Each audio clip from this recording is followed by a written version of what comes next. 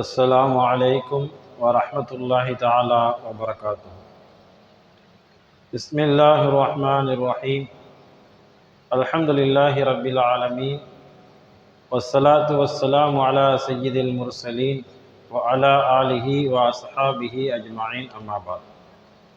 وقد قال الله تبارك وتعالى في القرآن الكريم: أعوذ بالله من الشيطان الرجيم، بسم الله الرحمن الرحيم. ووصينا الإنسان بوالديه حملته أمه وهنا على وهن، صدق الله العليم. وقال النبي صلى الله عليه وسلم: والمرأة تموت بجمع شهيدا، أو كما قال عليه الصلاة والسلام. سبحانك لا علم لنا إلا ما علمتنا إنك أنت العليم الحكيم. اللهم انفعني بما علمتني وعلمني ما ينفعني، ربي زدني علما.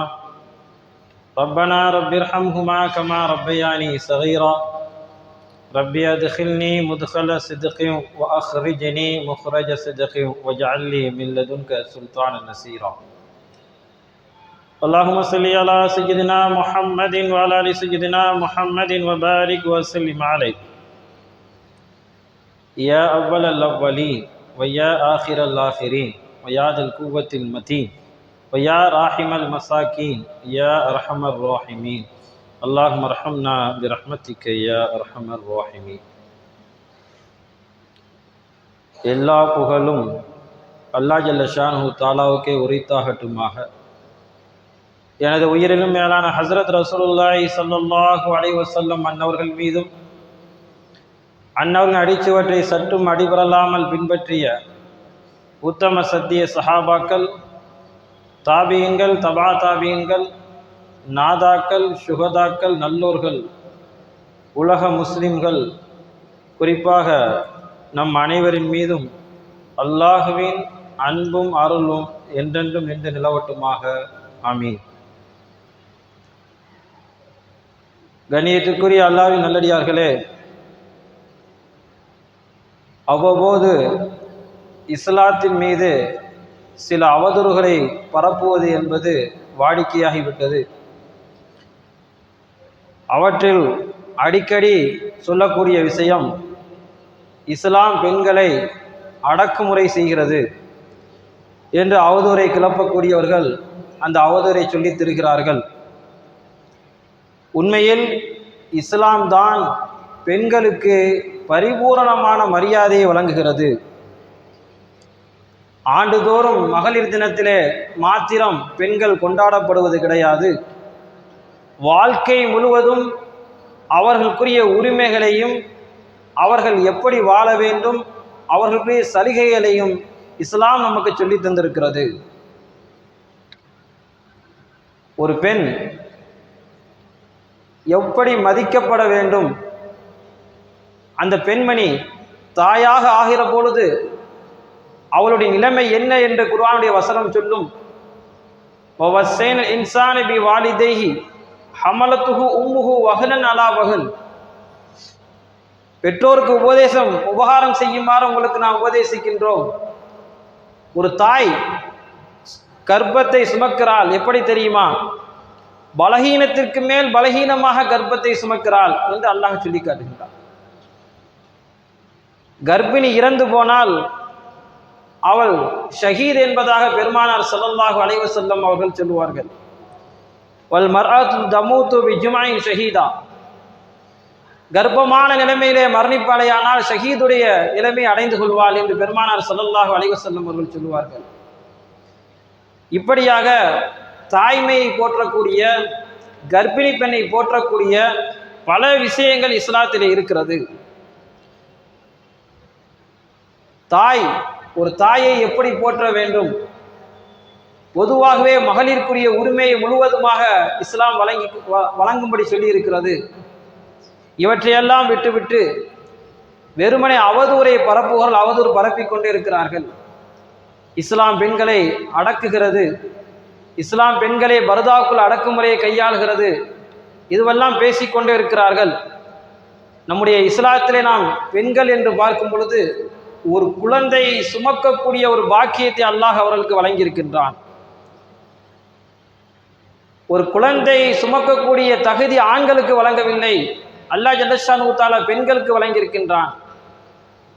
பெண்களுக்கு வழங்கியது மட்டுமல்ல, அது சார்ந்த எல்லா விஷயங்களையும் குர்ஆனும் ஹதீஸும் பேசிக் கொண்டிருக்கிறது. இந்த வார ஜும்மாவிலே குழந்தை பாக்கியம் என்ற தலைப்பின் கீழ் சில விஷயங்களை நாம் சிந்திக்க இருக்கிறோம். பெருமானார் ஸல்லல்லாஹு அலைஹி வஸல்லம் அவர்கள் சொல்வார்கள், திருமணத்திற்கு சிறந்தவர்கள் கர்ப்பமாகும் தகுதியுள்ள பெண்களே, குழந்தை பெற்றுக்கொள்ளக்கூடிய தகுதி உள்ள பெண்கள் தான் திருமணத்திற்கு சிறந்தவர்கள், திருமணத்திற்கு தகுதியானவர்கள் என்று பெருமானார் ஸல்லல்லாஹு அலைஹி வஸல்லம் சொல்வார்கள். ஒரு ஹதீஸிலே இப்படி வருகிறது, ஒரு மனிதர் வந்தார். வந்தவர் சொன்னார், யா ரசூலல்லாஹ், நான் ஒரு பெண்ணை திருமணம் முடிக்கலாம் என்று நினைக்கிறேன். நல்ல அழகுடையவள், நல்ல பாரம்பரியம் உடையவள், ஆனால் அவளால் குழந்தை பெற்றுக்கொள்ள முடியாது. நான் அவளை திருமணம் செய்து கொள்ளலாமா என்று கேட்கிறார். பெருமானார் ஸல்லல்லாஹு அலைஹி வஸல்லம் அவர்கள் சொல்வார்கள், லா, திருமணம் செய்து கொள்ளாதீர்கள் என்று சொல்வார்கள். மற்றொரு நேரத்திலே மறுபடியும் வந்து கேட்பார். பெருமானார் ஸல்லல்லாஹு அலைஹி வஸல்லம் அவர்கள் திருமணம் செய்ய வேண்டாம் என்று சொல்வார்கள். மறுபடியும் கேட்பார், மூன்றாவது முறையாக. பெருமானார் ஸல்லல்லாஹு அலைஹி வஸல்லம் சொல்வார்கள், வேண்டாம் என்று சொல்வார்கள். சொல்லிவிட்டு ஸல்லல்லாஹு அலைஹி வஸல்லம் அவர்கள் சொல்வார்கள், நீங்கள் திருமணம் முடிக்க வேண்டும் என்று சொன்னால் நல்ல முஹப்பத்தான பிரியமான பெண்களை நீங்கள் முடித்துக் கொள்ளுங்கள். அதே போன்று அதிகம் குழந்தை பெறக்கூடிய பெண்களை நீங்கள் என்ன செய்து கொள்ளுங்கள், திருமணம் முடித்துக் கொள்ளுங்கள் என்று சொல்லிவிட்டு அதற்கு ஒரு சின்ன காரணத்தையும் பெருமானார் ஸல்லல்லாஹு அலைஹி வஸல்லம் அவர்கள் சொல்வார்கள். ஃபஇன்னி முகாசிரும் பிக்குமுல் உமம், நாளைக்கு கியாமத்துடைய நாளையிலே என்னுடைய உம்மத் அதிகமான மக்கள் தொகை கொண்டதாக இருப்பதை நான் பிரியப்படுகிறேன், பெருமிதம் கொள்கிறேன் என்று பெருமானார் ஸல்லல்லாஹு அலைஹி வஸல்லம் அவர்கள் சொல்வார்கள். இப்போ இஸ்லாத்தினுடைய மிக முக்கியமான கோட்பாடு குழந்தை என்பது அதிகமாக பெற்றுக்கொள்வது. அல்லாஹ் ஜல்லஷானு தஆலா ஒவ்வொரு தம்பதியினருக்கும் எவ்வளவு குழந்தைகளை கொடுக்கிறானோ அவ்வளவு குழந்தைகளை பெற்றுக்கொள்வதற்குரிய ஒரு வாய்ப்பு இருக்குமேயானால் அதை அருட்கொடையாக நினைக்க வேண்டும். அதனால்தான் திருமணத்தின் போதே பெண் தேடக்கூடிய சூழ்நிலையிலே பெருமானார் ஸல்லல்லாஹு அலைஹி வஸல்லம் இந்த வார்த்தையை சொல்லிக் கொடுக்கிறார்கள், நீங்கள் நல்ல அன்புமிக்க பாசமான பெண்ணை, குழந்தை அதிகம் பெற்றெடுக்கக்கூடிய பேர் உள்ள அந்த பெண்ணை நீங்கள் திருமணம் செய்து கொள்ளுங்கள் என்று சொல்லி தருகிறார்கள். உண்மையில் சிந்திக்க வேண்டிய செய்தி இதில் ஏராளம் இருக்கிறது. இன்னைக்கு உலகத்தில் நாம் பார்க்கும் பொழுது பொருளாதார நிலையை யோசித்து சொல்லப்போனால் நமக்கு ஏதாவது சிரமம் வந்துவிடும், இத்தனை பிள்ளைகளை பெற்றுக்கொண்டால் எப்படி நாம் பராமரிப்பது, அதற்கு எப்படி கல்வி வழங்குவது, மருத்துவ உதவி செய்வது, அதற்குரிய மற்ற காரியங்களை எப்படி நிறைவேற்றுவது என்ற ரீதியிலேயே குழந்தை பெற்றுக்கொள்வதை குறைத்துக் கொள்கிறார்கள். அதற்குரிய ரிஸ்க் நம்முடைய கையில் இல்லை. பிள்ளைகளுக்குரிய ரிஸ்கை அல்லாஹ் ஜல்லஷானு தஆலா அவர்களுக்கு எழுதிதான் இந்த உலகத்திலே அனுப்புகிறான். நம்ம நிறைய பேர் நினைக்கிறோம், நமக்கு கூட ஒரு பிள்ளை பிறந்துச்சு அப்படின்னா அதை கவனிக்க முடியாது, ஏற்கனவே 2 பெண் குழந்தை இருக்குது, 3வது குழந்தை பெண் குழந்தையா போயிட்டா என்ன செய்யறது, அதற்கு நாம் பராமரித்து வளர்க்க வேண்டுமே, அதற்கு பொருளாதாரம் வேண்டுமே என்று நினைக்கிறோம். ஈமானுடைய மிக பலகீனமான செய்தி இது. ஒவ்வொரு மனிதனையும் அல்லாஹ் ஜல்லஷானு தஆலா தாயின் வயிற்றிலிருந்து வெளியாக்கும் பொழுது அவரவருக்குரிய ரிஸ்கையும் சேர்த்து தான் கொடுத்து அனுப்புகிறான். யாருக்கும் என்ன செய்யற ரிஸ்க் கொடுக்க வேண்டிய அவசியம் இல்லை. அதனாலதான் குடும்பத்தில் அதிகமான பிள்ளைகள் இருக்கிறவங்களுக்கு அதிகமான வருமானமும் இருக்கும். சில நேரங்களில் கஷ்டங்கள் ஏற்படலாம், அதை வைத்துக்கொண்டு குழந்தையினால தான் கஷ்டப்படுது நினைக்கக்கூடாது. அல்லாஹ் ஜல்லஷானு தஆலா இந்த ரிஸ்குடைய விஷயத்தில் குர்ஆனுடைய வசனத்தை நாம் சிந்திக்கிறோம். வமா மின் தாபத்தின் இல்லா அலல்லாஹி ரிஸ்குஹா, இந்த உலகத்தில் இருக்கக்கூடிய எந்த ஒரு உயிரினமும் அல்லாஹ்வுடைய அந்த ரிஸ்க் வழங்கக்கூடிய பொறுப்பிலே இருக்கிறது. அல்லாஹ் சொல்லி காட்டுகின்றார், எந்த உயிரினமும் கிடையாது, அல்லாஹ் ஜல்லஷானு தஆலா அதற்கு ரிஸ்கை பொறுப்பேற்றே தவிர. இன்னொரு வசனத்தில் அல்லாஹ் சொல்லுவான், வகையும் மின் தாபத்தின் லா தஹ்மிலு ரிஸ்கஹா, எந்த ஒரு உயிரினமும் தன்னுடைய முதுகுல என்ன செய்யறது, சுமந்து கொண்டு செல்றது இல்லை ரிஸ்க. அல்லாஹு யர்சுகுஹா, அல்லாஹ் தான் அவர்களுக்கு ரிஸ்கை வழங்குகிறான், அல்லாஹ்ட்ட தான் இருக்குது. அல்லாஹ் இன்னொரு வசனத்திலே சொல்லி காட்டுவான், வலா தக்துலு அவுலாதக்கும் ஹஷியத இம்லாக், நீங்கள் வறுமைக்கு பயந்து குழந்தையை கொண்டு விடாதீர்கள். எனக்கு கஷ்டம் வந்து விடும், எனக்கு சிரமம் வந்து விடும், 2 குழந்தையை பராமரிக்கிறது எனக்கு சிரமம், 3வது குழந்தை எதற்கு என்று நினைத்து கருக்கலைப்பு செய்வோமேயானால், வறுமைக்கு பயந்து குழந்தையை கொள்வோமேயானால், குழந்தையை கொள்றதுன்னா பிறந்ததுக்கு அப்புறம் கொள்றது மட்டுமல்ல, வறுமைக்கு பயந்து கருக்கலைப்பு செய்வதும் குழந்தையை கொள்வது தான். அல்லாஹ் வசனத்திலே சொல்லி காட்டுகின்றான், வலா தக்துலு அவுலாதக்கும் ஹஷியத இம்லாக். வறுமைக்கு பயந்து நீங்க என்ன செஞ்சிடாதீங்க, குழந்தையை கொண்டு விடாதீங்க. இப்ப இதுவெல்லாம் எதை சுட்டி காட்டுகிறது என்று சொன்னால், இந்த உலகத்தில் நாம் வாழும் காலத்தில் நமக்கு அல்லாஹ் ஜல்லஷானு தஆலா குழந்தை பாக்கியத்தை அவனுடைய அருளாக வழங்கி இருக்கிறான். அந்த அருளை நாம் எப்ப கிடைச்சாலும் பெற்றுக்கொள்ள வேண்டும். இஸ்லாத்தின் மிக முக்கியமான கோட்பாடு குழந்தை பெற்றுக்கொள்ள வேண்டும். குழந்தை அல்லாஹ் வழங்குவானையானால் அதை முழுமையாக நாம் பெற்றுக்கொள்ளக்கூடிய ஒரு வாய்ப்பை நாம் ஏற்படுத்தி கொள்ள வேண்டும். பராமரிப்பு நோக்கத்திற்காக, உடல் நலம், மருத்துவ ரீதியாக ஒரு பிரச்சனைக்காக வேண்டி மார்க்கம் நமக்கு சொல்லித் தருகிறது. கர்ப்பத்தை தடுக்கக்கூடிய வழிமுறைகளை ஏற்படுத்திக் கொள்ளலாம். மாத்திரைகள், உபகரணங்கள் போன்ற சில விஷயங்களை பயன்படுத்திக் கொள்வதற்கு அனுமதி இருக்கிறதே தவிர, மற்றபடி குழந்தை நமக்கு அல்லாஹ்வின் அருளால் கிடைக்குமே ஆனால் அது பெற்றுக்கொள்வதுதான் சிறந்தது. பெண்கள் பலகீனமாக இருக்கிறார்கள், மருத்துவர் சொல்லுகிறார் இதற்கு மேல் குழந்தை பெற்றுக்கொள்ள முடிய வாய்ப்பில்லை, அல்லது இதற்கு மேல் குழந்தையை பெற்றுக்கொண்டால் தாய்க்கு ஆபத்தாகிவிடும், உடல் நலம் குன்றி போய்விடும் என்று மருத்துவர் சொல்கிறார் என்று சொன்னால் கொஞ்சம் யோசிக்கலாமே தவிர, மற்ற காரணங்களுக்காக குழந்தையை நாம் விட்டுக் கொடுப்பது என்பது ஒரு பாக்கியத்தை இழப்பதற்கு சமமானதாக இருக்கிறது. இளைஞர்களுக்கு சொல்ல வேண்டிய அறிவுரை ஏராளம் இருக்கிறது. குறிப்பாக திருமணம் முடித்த இளைஞர்கள் 35 வயதுக்கு மேல் இப்பொழுது கர்ப்பம் தரிப்பது என்பது மிகவும் அரிதாக இருக்கிறது. திருமணம் முடித்ததற்கு பிறகு இப்போ உள்ள ஜெனரேஷன் என்ன நினைக்கிறாங்க அப்படின்னா, திருமணம் முடித்த உடனேயே நம்ம என்ன செய்யக்கூடாது, குழந்தை பெற்றுக்கொள்ளக்கூடாது. இது தவறான முடிவு. தம்பதிகள் மிக கவனிக்கப்பட வேண்டிய விஷயம். திருமணம் முடித்து சில காலங்கள் போகட்டும் என்று நினைக்கக்கூடாது. திருமணம் முடித்ததற்கு பிறகு இறைவன் நமக்கு குழந்தை பாக்கியத்தை வழங்கினால் பெற்றுக்கொள்ள வேண்டும். எத்தனை தம்பதியினர்கள், கணவன் மனைவிகள் பல ஹாஸ்பிட்டலில் போய் நிற்கிறாங்க. இங்கே பார்த்தாலும் என்னது, குழந்தையின்மை ஹாஸ்பிட்டலில் போய் நிற்கிறாங்க. குழந்தையை தேடி செல்கிறார்கள், எப்பொழுது நமக்கு குழந்தை பிறக்கும். இளமையினுடைய விளிம்பு, அதாவது முதுமையினுடைய ஆரம்பத்தை நோக்கி இருக்கக்கூடியவர்கள், இளமை காலத்தினுடைய எல்லையில் இருக்கக்கூடியவர்கள் குழந்தைக்காக இயங்கிக் கொண்டிருக்கிறார்கள். இளமையினுடைய எல்லைக்கு போயிட்டா என்ன நடக்கும்? உடல் ரீதியான பலகீனம் இருக்கும். அவங்களால என்ன செய்ய முடியாது, இளமையில் இருந்ததை போன்று விரைவாக குழந்தை பெற்றுக்கொள்ளக்கூடிய தன்மை இருக்காது. அந்த விளிம்பிலே நின்று கொண்டு அவர்கள் மருத்துவரை அணுகி கொண்டிருக்கிறார்கள். அதே நேரத்தில் அல்லாஹ்வின் அருட்கொடையாக நமக்கு குழந்தை கிடைக்குமேயானால் அதை நாம் எப்படி போற்றி பாதுகாக்க வேண்டும். அதனால்தான் இளைஞர்கள் மனதிலே வைத்துக் கொள்ள வேண்டிய செய்தி என்ன தெரியுமா, திருமணம் ஆனதற்கு பிறகு குழந்தைகளை நாம் தள்ளி போடக்கூடாது. தம்பதிகள் கவனிக்க வேண்டிய மிக முக்கியமான விஷயம். அதே போன்று இன்னொரு விஷயம் இருக்கிறது. தற்காலத்தில் திருமணம் முடித்ததற்கு பிறகு 10 மாதத்திலே குழந்தை பிறந்து விட வேண்டும் என்ற எதிர்பார்ப்பும் அதிகமாக இருக்கிறது. இது தேவையில்லாத ஒன்று. குழந்தையை பொறுத்தவரையிலும் அல்லாஹ் எப்போது யாருக்கு நாடுகிறானோ அப்போதுதான் கிடைக்கும். எவ்வளவு நாம் மருத்துவ ரீதியாக பார்த்தாலும் சரி, நீங்கள் உலகத்திலே பார்த்திருக்கலாம், சொல்லுவாங்க நாங்கள் நிறைய மருத்துவம் பார்த்துட்டோம், இன்னும் எங்களுக்கு குழந்தையின்மையாக இருக்கிறது. எவ்வளோதான் ஹாஸ்பிட்டலில் போய் பார்த்துட்டோம், எவ்வளோதான் மருத்துவர்களை சந்தித்து விட்டோம், இத்தனை ஆண்டுகள் ஆகிவிட்டது. அல்லாஹ் நாடினால்தான் நடக்கும். அதனால் தான் அல்லாஹ் ஒரு வசனத்திலே சொல்லி காட்டுகின்றான், அல்லாஹ் ஜல்லஷானு தஆலா நாடியவர்களுக்கு ஆண் பிள்ளைகளை வழங்குகிறான், நாடியவர்களுக்கு பெண் பிள்ளைகளை வழங்குகிறான். சில பேர் அக்கீமா, சில பேர் மலடாக விட்டு விடுகின்றான். நபிமார்களுக்கு ஏற்பட்டது குழந்தையின்மை. பெரும்பெரும் நபிமார்கள், அவர்களுக்கு இந்த சோதனைகள் எல்லாம் ஏற்பட்டது. இதை சோதனையாக நாம் நினைக்கக்கூடாது. திருமணம் முடித்ததற்கு பிறகு எவ்வளவு காலம் கழித்து ரப்புல் ஆலமீன் நாடுகிறானோ அப்பொழுதுதான் குழந்தை பாக்கியம் கிடைக்கும். அதனால் இளைஞர்கள் என்ன செய்யக்கூடாது அப்படின்னா, குழந்தைகளை தள்ளி போடவும் கூடாது, அவசரப்பட்டு விடவும் கூடாது. இதனால குடும்ப வாழ்க்கையில நிறைய பிரச்சனைகள் வருகிறது, அதிகமான தலாக்குகள் வருகிறது. குறைந்தபட்சம் மருத்துவ ரீதியாக சொல்லித் தருகிறார்கள், ஃபிக்ஹும் அதைத்தான் சொல்லுகிறது. ஓராண்டு காலம் நம்ம என்ன செய்யணும், வெயிட் பண்ணணும்.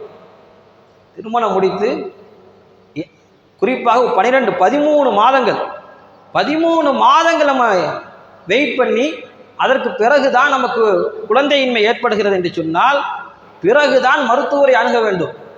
இதற்கு முன்பாக அணுகினால் மருத்துவரை சொல்லுகிறார்கள், உங்களுக்கு திருமணம் முடிஞ்சு எவ்வளோ நாள் ஆச்சு? 6 மாதம் ஆகிறது. நீங்கள் 1 வருடம் கழித்து தான் வரணும், மருத்துவரை பார்க்கணும். மருத்துவரை அட்வைஸ் பண்ணி அனுப்புகிறாங்க. ஆக நாம் பொறுமையாக இருக்க வேண்டிய மிக முக்கியமான சூழ்நிலை அதுவும் ஒன்று. அதே நேரத்தில் மற்றவர்கள் என்ன செய்யக்கூடாது? காயப்படுத்தி விடக்கூடாது. குழந்தை இல்லையா என கேட்டு சங்கடத்தில் என்ன செய்ய ஏற்படுத்தி விடக்கூடாது. சில பேர்களை பார்க்கலாம், என்ன செய்வாங்க? உங்களுக்கு குழந்தை இல்லையா? பொதுவாகவே அடுத்தோடைய பெர்சனலான விஷயம், ரகசியமான குடும்ப விஷயங்கள் நம்ம அதிகமாக தலையிடக்கூடாது. நம்முடைய நட்பு வட்டாரமாக இருக்கட்டும், நமக்கு தெரிஞ்சவங்களாக இருக்கட்டும், நமக்கு ரொம்ப நெருக்கமானவர்களாக இருக்கட்டும், ரகசியத்தை அவங்களாம் நம்மகிட்ட ஷேர் பண்ணிக்கிறாங்க, பகிர்ந்துக்கிறாங்க அப்படின்னா அதை நம்ம வாங்கிக்கலாம். 2 வார்த்தை ஆறுதலாக நம்ம சொல்லலாம். அதே நேரத்தில் அவங்க சொல்லாத ஒரு விஷயத்தை நாம் தெரிந்து கொள்ளக்கூடிய நோக்கத்திலே நாம் கேட்போமையானால் அவருக்கு மனசு சங்கடத்தில் ஏற்படுத்தி விடும். குறிப்பாக இந்த குழந்தை இல்லாத தம்பதியினரிடத்தில் என்ன செய்யக்கூடாது? உங்களுக்கு குழந்தை இல்லையா என்று கேட்டு அவளை கவலைக்கு கொண்டு போயிடக்கூடாது. சில நேரத்தில் இப்படி கேட்பாங்க, உங்களுக்கு அவருக்கு ஒரே டேட்டில் தானே திருமணம் முடிஞ்சு, அவருக்கு குழந்தை இருக்குது, குழந்தை இப்போ தான் பிறந்துச்சு, உங்களுக்கு இன்னும் குழந்தை இல்லையா? இது போன்ற கேள்விகள். இதனால் எத்தனை பெண்மணிகள் தற்கொலைக்கு முயற்சி செய்திருக்கிறார்கள். நான் இருப்பதே வேஸ்ட் தான், தற்கொலை செஞ்சுக்கிறேன் முயற்சித்திருக்கிறார்கள். ஆண்கள் விரக்திக்கு போயிருக்கிறார்கள். இப்படி ஒரு மோசமான சூழ்நிலையை நாம் ஏற்படுத்தி விடக்கூடாது. பெருமானார் ஸல்லல்லாஹு அலைஹி வஸல்லம் சொல்லுவார்கள், ஒரு முஸ்லிமுடைய இதயத்தில் மகிழ்ச்சியை ஏற்படுத்துவது இருக்கிறதே அதுதான் சிறந்த செயல். ஸல்லல்லாஹு அலைஹி வஸல்லம் இடத்தில் கேட்கப்பட்டது, அமல்களிலே சிறந்த அமல் எது? ஸல்லல்லாஹு அலைஹி வஸல்லம் சொன்னார்கள், இத்காலு சுரூர். நீங்கள் என்ன செய்யணும்னா மகிழ்ச்சியை ஏற்படுத்தணும். மகிழ்ச்சியை எப்படி ஏற்படுத்துகிற இந்த விஷயத்தை ஸல்லல்லாஹு அலைஹி வஸல்லம் சொன்னாங்க. எப்படி இருக்கலாம் மகிழ்ச்சி ஏற்படுத்துறது? அவங்களுடைய மானத்தை மறைப்பதின் மூலமாக மகிழ்ச்சி ஏற்படுத்தலாம், உடை கொடுத்து மகிழ்ச்சி ஏற்படுத்தலாம், பசிக்கக்கூடிய நேரத்தில் உணவு கொடுத்த ஒரு மனிதருக்கு மகிழ்ச்சியை ஏற்படுத்தலாம். இப்படியெல்லாம் பெருமானார் ஸல்லல்லாஹு அலைஹி வஸல்லம் சொல்லுவார்கள். ஏதாவது ஒரு தேவையின் மூலமாக, தேவையை நிறைவேற்றுவதன் மூலமாக ஒரு சகோதரருக்கு மகிழ்ச்சியை ஏற்படுத்த முடியும். ஆக மகிழ்ச்சியை ஏற்படுத்துவதுதான் சிறந்த செயல்.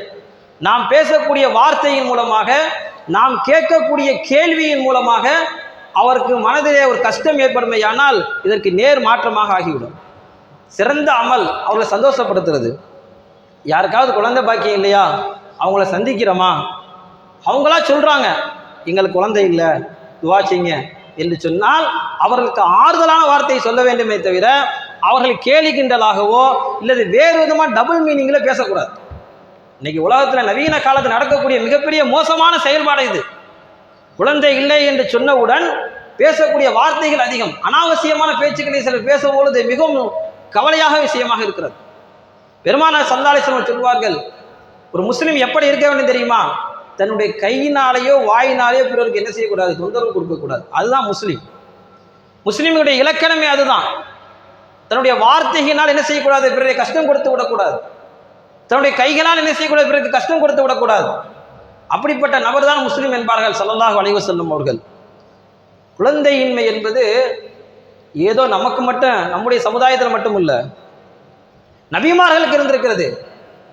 இப்ராஹிம் நபி, அல்லாஹ்வுடைய நெருக்கமான நபி, அவர்கள் நீண்ட காலமாக குழந்தை இல்லாமல் இருந்திருக்கிறார்கள். வரலாற்றிலே எழுதுகிறார்கள் 86 வயதாகி விடுகிறது. அப்பொழுது அவர்களுக்கு ஹாஜராமையார் மூலமாக குழந்தை பிறக்கிறது 86 வயதுல.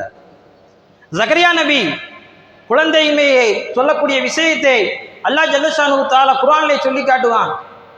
வஸ்தால ரஸ், என்னுடைய தலையெல்லாம் என்ன நரைத்து போய்விட்டது. இன்னி வஹனல் அல், என்னுடைய எலும்பெல்லாம் என்ன செய்ய பலகீனமுற்று போய்விட்டது. வஸ்தால ரஸ், என்னுடைய தலையெல்லாம் நரைத்து போய்விட்டது.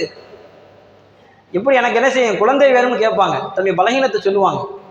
அல்லாஹ் ஜல்லஷானு தஆலா அந்த நேரத்தில் கூட அவர்களுக்கு யஹ்யா என்ற ஒரு மகன் நமக்கு பிறக்கும் என்று சுபச்செய்தி சொல்லி அனுப்புவான். ஆக குழந்தை என்பது அல்லாஹ்வுடைய அருளால் கிடைக்கக்கூடியது. அந்த குழந்தை இன்மை என்பது நபிமார்களுக்கு ஏற்பட்டிருக்கிறது. பிறகு அல்லாஹ்விடத்திலே வயோதிக காலத்திலும் கூட அவர்கள் கேட்டு குழந்தையை பெற்றிருக்கிறார்கள் என்பது வரலாறு சொல்கிறது. நமது கேள்வியால் என்ன செஞ்சிடக்கூடாது அப்படின்னா பிறரை துன்பத்திற்கு உள்ளாக்கிடக்கூடாது. உனக்கு குழந்தை இல்லையா? இன்னொரு முக்கியமான விஷயம், கருத்தரித்தல் என்பது வெறுமனே பெண்ணை சார்ந்தது மட்டுமல்ல, ஆணை சார்ந்தது மட்டுமல்ல.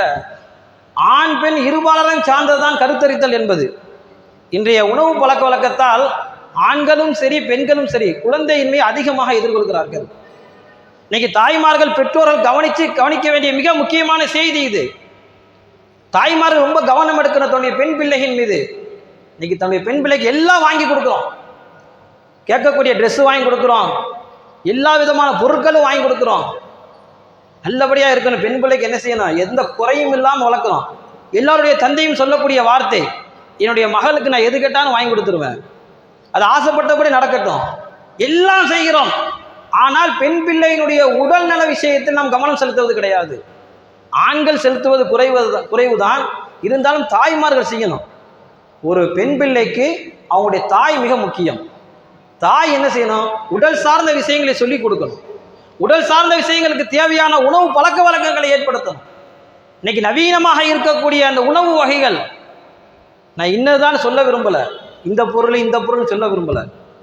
இன்னைக்கு நவீனமாக நாம் சாப்பிடக்கூடிய பொருட்கள் அத்தனையும் பெண்களுடைய கர்ப்பப்பையை பாதிக்கிறது, சினை முட்டையை பாதிக்கிறது. ஒரு காலத்தில் மலட்டுத்தன்மை என்பது குறைவாக இருந்தது, இன்னைக்கு அதிகமாக இருக்கிறது. அது ஒரு வியாபாரமாகிவிட்டது. அதிகமான குழந்தையின்மை ஹாஸ்பிட்டல் என்ன செய்ய உருவாகி கொண்டே இருக்கிறது. மக்கள் போய் சாரையாக மருத்துவரை சந்தித்துக் கொண்டிருக்கிறார்கள். ஒரு காலத்தில் இன்னென்ன உணவுகள்லாம் சாப்பிட்டா கர்ப்பப்பைக்கு நல்லதுன்னு தாய்மார்கள் கொடுத்தாங்க, வீட்டில் இருக்கக்கூடிய பெரிய பெண்கள் பாட்டிமார்கள் கொடுத்தாங்க. இன்னைக்கு யாரும் சொல்லித் தர்றதில்ல. காலை உணவுகள்லாம் களி கொடுக்கப்பட்டது, உளுந்தங்களி கொடுக்கப்பட்டது, இன்னும் சில பொருட்கள். இன்னைக்கு பெண்களுடைய பலகீனம் எப்படி இருக்கிறது தெரியுமா? இப்போ பலவிதமான கர்ப்பப்பை சார்ந்த நோய்கள், குழந்தையின்மை அதிகரித்து கொண்டே போகிறது. அதிகபட்சமாக பெண்களுக்கு அந்த சினை முட்டையில் பிரச்சனை, நீர்க்கட்டிகள், சாக்லேட் சிஸ்டுகள் சொல்லக்கூடிய புது வகையான நோய்கள். இதுக்கெல்லாம் முன்னோர்கள் ஒரே ஒரு விஷயத்தை ஃபாலோ பண்ணிக்கிட்டு இருந்தாங்க. மலவேம்புன்னு சொல்லக்கூடிய இந்த வேம்பை அரைச்சி குடிக்கக்கூடிய பழக்கம். இதுவெல்லாம் இன்னைக்கு நம்முடைய பழக்கத்தில் இல்லாது போனதின் காரணமாக, நம்முடைய பெண்களை சரியானவர் கவனிக்காதன் காரணமாக மருத்துவரை தேடிக்கொண்டிருக்கிறோம். பெருமானார் ஸல்லல்லாஹு அலைஹி வஸல்லம் அவர்கள் குழந்தை பாக்கியம் இருக்கிறதே, அது அல்லாஹ்வுடைய மிகப்பெரிய ஒரு அருள்கொடை. அந்த குழந்தை யாருக்கு கிடைக்கிறதோ அதை நல்ல முறை நீங்கள் வளர்க்க வேண்டும் என்று நமக்கு சொல்லி தந்திருக்கிறார்கள். திருமணமான புதிதிலே கணவன் மனைவியுடைய குடும்ப வாழ்க்கையில் அதை சரி செய்து கொள்ள வேண்டும் என்று சொல்லி தந்திருக்கிறார்கள். மார்க்கம் இவ்வளவு தூரம் நமக்கு குழந்தை சார்ந்த விஷயங்களை வலியுறுத்துகிறது. இன்னைக்குள்ள நாம் சூழ்நிலையை பார்க்கிறோம். அதிகபட்சமாக இந்த குழந்தையின்மை தம்பதிகள் எப்படியாவது குழந்தை பெற்றுவிட வேண்டும் என்ற நோக்கத்தில் அதிகமான பணத்தை விரயம் செய்து கொண்டே இருக்கிறாங்க. சில பேர் விரக்திக்கு எல்லைக்கே போயிடுறாங்க குழந்தை கிடைக்காம. அல்லாஹ் எப்பொழுது நாடுகிறானோ அப்பொழுதுதான் குழந்தை பாக்கியம் கிடைக்கும். மருத்துவரை அணுவது தவறல்ல, ஆனால் அதற்கு முன்பாக நம்ம வீட்டு பெண்களை நம்ம பாதுகாக்கணும். இன்னைக்கு ஏகப்பட்ட பிரச்சனைகள் ஆண்களுக்கும் பெண்களுக்கும் தலையெடுத்து இருக்கிறது. மருத்துவ ரீதியான பிரச்சனைகள், ஆண்களுக்கு அணுக்கள் சம்பந்தப்பட்ட விஷயங்கள் ஏராளம் இருக்கிறது. அதனால தான் தம்பதிகள் என்று வரும்பொழுது, குழந்தையின்மை என்று வரும்பொழுது அதற்கு ஆண்களும் பொறுப்புதாரி தான், பெண்களும் பொறுப்புதாரி தான். கடைசியாக நீ வாய்ப்பே இல்லை என்று சொல்லக்கூடிய நேரத்தில் உங்களுக்கு குழந்தை பிறக்குவதற்கு சராசரியான முறையில் உங்களுக்கு குழந்தை பிறக்குவதற்கு வாய்ப்பு இல்லை என்று சொல்லும் பொழுது அதிகபட்சமாக அடுத்து நாடக்கூடிய ஒரு விஷயம் தான் டெஸ்ட் டியூப் பேபி. இந்த டெஸ்ட் டியூப் பேபி கூடுமா கூடாதா? மார்க்க ரீதியாக சரியான உறுதிப்படுத்தப்பட்ட விஷயமாக இருக்குமேயானால் மார்க்க ரீதியாக அனுமதிக்கப்பட்டது தான். ஆண்களுடைய அணுக்களை எடுத்து பெண்களுடைய அந்த சினமுட்டையில சேர்த்து டியூப்பிலே கருவை உருவாக்கம் செய்து பிறகு பெண்களுடைய அந்த கருப்பையில வைக்கக்கூடிய ஒரு முறை தான் டியூப் முறை, டெஸ்ட் டியூப் பேபி. இந்த டெஸ்ட் டியூப் முறை கூடுமா கூடாதா என்று பார்க்கும் பொழுது ஃபிக்குல இது நம்முடைய முன்னோர்கள் அதுக்கு எழுதியே வச்சுட்டாங்க. ஃபிக்குல நம்ம என்ன கேள்வி கேட்குறோம்? ஹனஃபியா, ஷாஃபியா, ஹதீஸில் இருக்குதா? இன்னைக்கு கேள்வி எப்படி வருது தெரியுமா? ஹதீஸில் இருக்கா இந்த விஷயம்? டெஸ்ட் டியூப் பேபி கூடுமா கூடாதா? ஹதீஸ் எப்படி கொண்டு வர்றது? நவீன விஷயங்கள். நம்ம ஹதீஸை ஒதுக்கலை. ஹதீஸினால் ஆய்வு செய்யப்பட்ட சட்டங்கள் தான் மதுஹபுடைய ஃபிக்ஹ் நூட்கள். ஃபிக்ஹ் நூட்களில் சொல்லப்பட்டு இருக்கிறது, மரியாதையான முறையில் ஒரு ஆணுடைய அணுக்களை எடுத்து பெண்ணுடைய கர்ப்பப்பையில் செலுத்தப்படுமையானால் அதனால் பிறக்கக்கூடிய குழந்தைக்கு வாரிசு உரிமை சட்டம் உண்டு என்று ஃபிக்ஹ் நூட்கள் எழுதப்பட்டிருக்கிறது. இந்த விஷயத்தை அன்றைய காலகட்டத்தில் படித்த மருத்துவர்கள் சொன்னார்கள், ஆண்களுடைய அணுக்களை வெளியே எடுத்து விட்டால் அது காற்று கெடுத்து விடும், இவங்க இப்படி முட்டாள்தனமான சட்டத்தை எழுதி வச்சிருக்காங்கன்னு சொன்னாங்க. ஆனால் இன்னைக்கு நவீன காலம் என்ன எப்படி நடக்கிறது? அணுக்களை எடுத்து டெஸ்ட் பேபியாக உருவாக்கப்பட்டு கருப்பையில் வைக்கப்படுகிறது. அப்போ அதுக்கு ஒரு சட்டம் நமக்கு தேவைதானே, ஃபிக்ஹ் நூல்கள் அவசியம் தானே. இன்னைக்கு கேட்ட ஹதீஸில் இருக்குதா? ஷாஃபி ஹனஃபிலாம் வேணாம், ஹதீஸில் இருக்குதா? ஹதீஸை சொல்லுங்க. நாங்கள் நபியை பின்பற்றுறோம், நேரடி ஹதீஸை தான் நாங்கள் பின்பற்றுவோம். நம்ம நேரடி ஹதீஸை தான் பின்பற்றுவோம். சில சட்டங்களுக்கு ஹதீஸின் மூலமாக ஆய்வு செய்யப்பட்ட சட்டங்கள் அவசியம். நவீன காலத்திற்கு தோதுவான சட்டங்கள் அவசியம். நம்முடைய முன்னோர்கள் ஃபிக்ஹ் நூல்கள் எழுதப்பட்ட எந்த விஷயம் என குறைவில்லை. இன்னைக்கு அத்தனையும் நடைமுறைக்கு வந்து விட்டது. இப்பொழுதுள்ள மருத்துவ அறிஞர்கள் கூறுகிறார்கள், இப்பொழுதுள்ள மருத்துவ அறிஞர்கள் குழந்தை பேரு தாமதமாக ஆகிறது என்று சொன்னால் நீங்கள் உடனே என்ன செய்யுங்க, டெஸ்ட் பிவியை என்ன செய்யுங்க, நீங்கள் அணுகுங்கள், அதற்குரிய முறைகளை நீங்கள் ஏற்படுத்துங்கள். ஆக பெருமானார் ஸல்லல்லாஹு அலைஹி வஸல்லம் அவருடைய ஹதீஸை ஆய்வு செய்து எடுக்கப்பட்ட சட்டங்கள் தான் நவீன காலத்தில் நமக்கு உதவியாக இருக்கிறது. ஒரு காலத்தில் அதிகமான குழந்தைகள் பெற்றெடுத்தாங்க. இன்னைக்கு சூழ்நிலை எப்படி இருக்குது அப்படின்னா, 2 இருந்தால் போதும், 1 இருந்தால் போதும். இப்போ இஸ்லாமியர் 2 குழந்தை பெற்றுக்கிறாங்க. ரொம்ப ஒரு வேண்டுகோளாக உங்களிடத்தில் நான் வைக்கிறேன், திருமணமான தம்பதியினர்கள் 3 குழந்தை, நிறைய குழந்தை பெற்றுக்க நியத்து வைங்க. குறைஞ்சது 3 குழந்தையாவது பெற்றுக்கொள்ள நியத்து வைங்க. தன்னுடைய பெண்களுடைய சூழ்நிலையை கவனித்து 3 குழந்தை பெறுவதற்கு எல்லா விதமான வாய்ப்புகளும் இருக்குமே. ஆனால் பொருளாதார வாய்ப்பு இல்லை, பொருளாதாரத்தை மையமாக வைக்கக்கூடாது. எனக்கு பொருளாதாரத்தில் காசு பணம் இல்லை, எனக்கு சரியான தொழில் இல்லை என்று நினைக்கக்கூடாது. மற்ற உடல் ரீதியான காரணங்கள் இருந்தால் தவிர்த்து கொள்ளலாமே தவிர 3 குழந்தைக்கு நியத்து வைங்க. பெருமானார் ஸல்லல்லாஹு அலைஹி வஸல்லம் நாளை கியாமத்துடைய நாளையில என்னுடைய சமுதாயம் பெரிய அதிகமான குழந்தைகளை பெற்ற சமுதாயமாக இருக்கிறது என்று பெருமை கொள்ளக்கூடியவர்களாக இருக்கிறார்கள். அந்த விஷயம் நம்மளும் கொஞ்சம் பங்கெடுத்துக் கொள்ளலாம். குழந்தை பெற்றுக்கொள்வதை யாரெல்லாம் குறைத்தார்களோ, உதாரணமாக உலகத்திலேயே அதிக மக்கள் தொகை கொண்ட நாடு சீனா. இந்த சீனாவில் ஒரு கட்டத்தில் இப்படி ஒரு சட்டம் போடப்பட்டது, ஒரே ஒரு குழந்தை தான் பெற்றுக்கொள்ளணும், ஒரே ஒரு குழந்தை தான் பெற்றுக்கொள்ள வேண்டும்.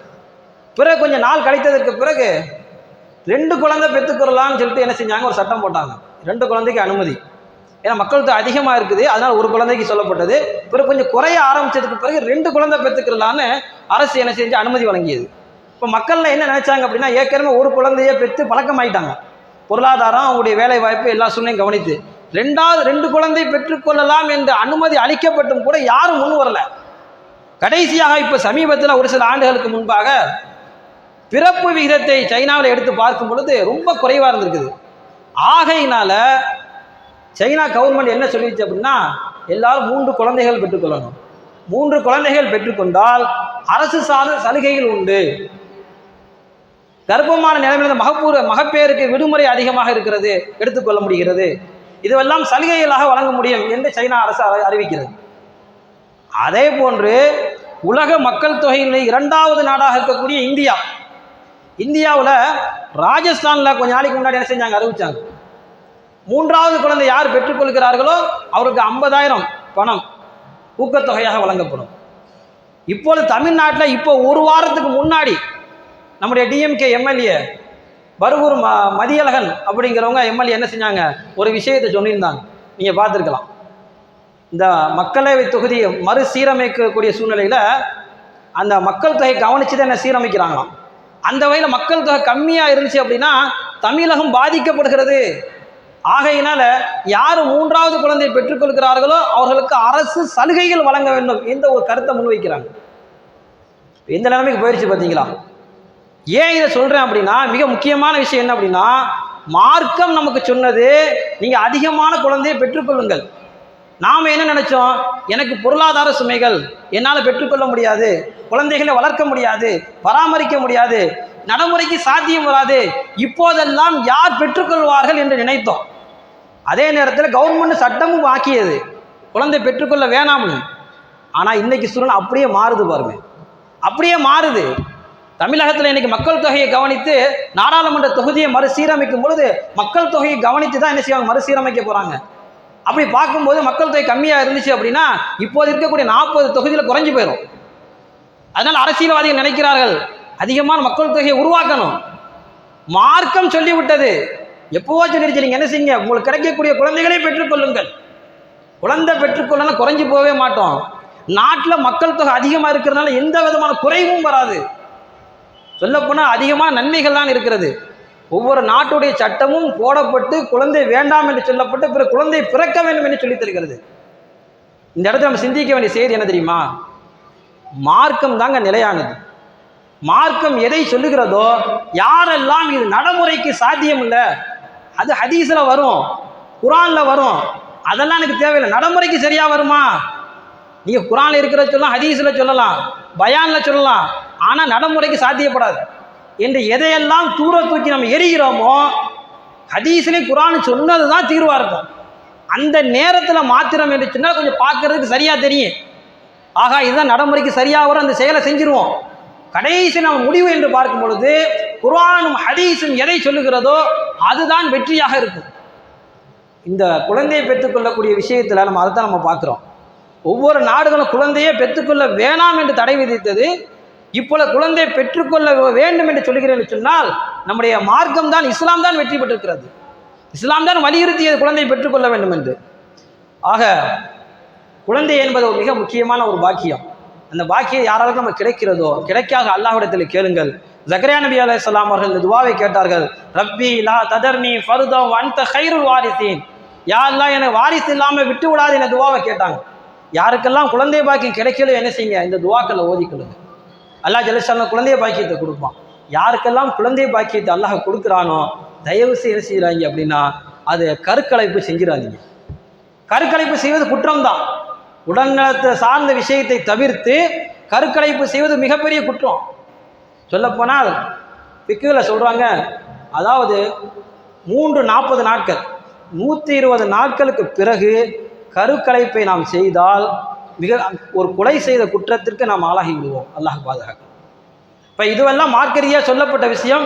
அல்லாஹ் நமக்கு என்ன செய்ய உதவி செய்வான்? நம்முடைய பொருளாதாரம், நம்முடைய பின்புலம், அந்த குழந்தையுடைய பராமரிப்பு அத்தனைக்கும் அல்லாஹ் உதவி செய்வான் என்ற நம்பிக்கையோ நாம் குழந்தையை பெற்றுக்கொள்வோம். ஏன்னா நிச்சயமா அல்லாஹ் என்ன செய்வான், அதுக்குள்ள ஏற்பாடு செஞ்சுதான் அந்த உலகத்துக்கு அனுப்பலாம். அப்பேற்பட்ட குழந்தை பாக்கியத்தை அல்லாஹ் ஜல்லஷானு தஆலா யாருக்கெல்லாம் குழந்தை பாக்கியம் இல்லையோ அவர்களுக்கெல்லாம் அந்த பாக்கியத்தை வழங்கி அருள் புரிவானாக. யாருக்கெல்லாம் உடைய கருணையின் அடிப்படையில் குழந்தை பாக்கியத்தை கொடுத்திருக்கிறானோ அந்த குழந்தைகளை எல்லாம் தக்குவாவுடைய குழந்தைகளாக, சாலிகான பிள்ளைகளாக வளர்வதற்கு வளருமான் தௌஃபீக் செய்வானாக. ஆமீன். வாஹிரு தஅவானா அல்ஹம்துலில்லாஹி ரப்பில் ஆலமீன். அஸ்ஸலாமு அலைக்கும் வரஹ்மத்துல்லாஹி தஆலா வபரகாத்துஹு.